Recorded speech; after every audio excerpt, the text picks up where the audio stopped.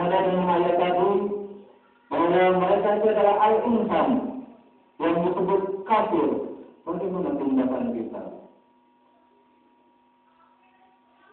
Di sini saya akan paparkan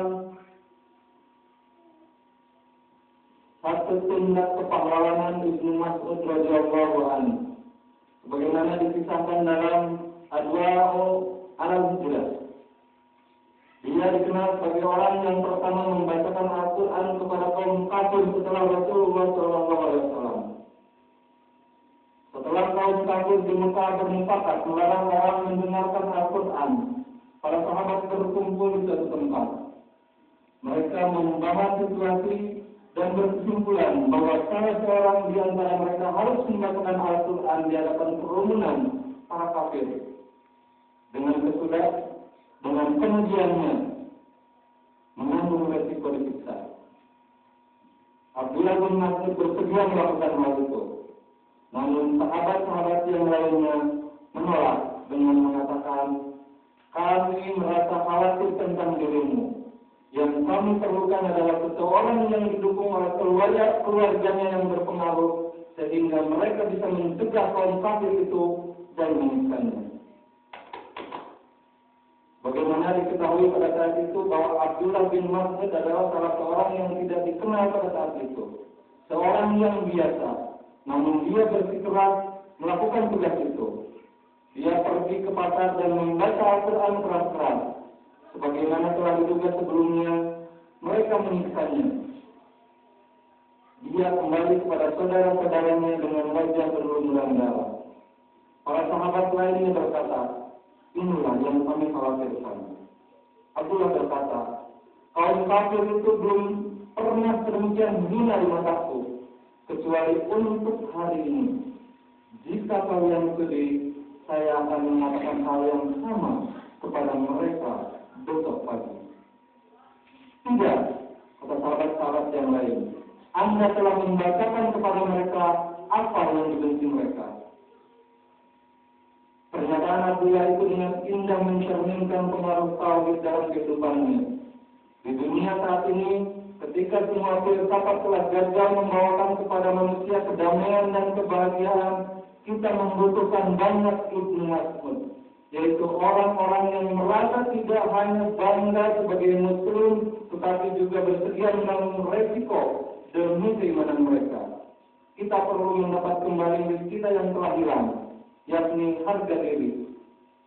Sekali kita kehilangan hal itu, dengan mudah kita tunduk kepada kemegahan kultur barat. Sekali kita mendapatkan hal itu, dengan mudah kita mendeteksi kemerosotan peradaban ini. Kuntum para ummatin mukhrijat linnas ta'muruna bil ma'ruf wa tanhauna 'anil munkar wa tu'minuna billahi wa amana ahlul kitab. Maka khairul lahum minhumul mu'minuna wa aktsaruhum al-fasiqun. Al-Imran 110. Kamu adalah sebaik-baik umat yang telah dibangkitkan untuk umat manusia. Kamu serukan kebaikan dan kamu cegah kerusakan, dan kamu beriman kepada Allah. Dan jika ahlul kitab telah beriman, maka hal itu lebih baik bagi mereka.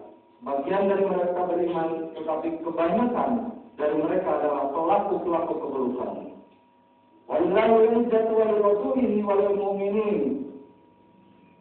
Al-Munafiqun ayat 8. Dan kemuliaan hanyalah bagi Allah, nabinya, dan mereka yang beriman.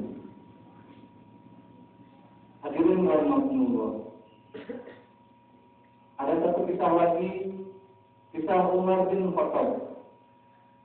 Ketika sahabat-sahabat yang lain, ketika kaum muslimin berhijrah secara sembunyi-sembunyi, Umar bin Khattab setelah melakukan tawaf, beliau keluar dengan pedang dan panahnya. Kemudian pergi berhijrah kembali di hadapan kaum kafir. Beliau berkata, barang siapa yang istrinya ingin menjadi janda atau anak-anaknya menjadi yatim, maka menghadapilah aku, karena kami akan berhijrah.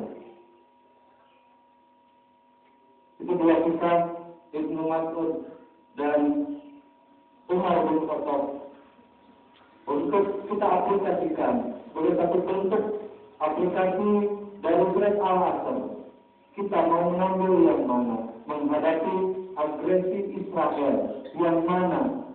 Bukan keseluruhan orang-orang Israel yang menyerang Palestina, tetapi sebagian dari mereka yang jahat yang menggempur, membombardir Palestina. Mestikah kita seperti Ibnu Mas'ud? Haruskah kita seperti Umar bin Khattab?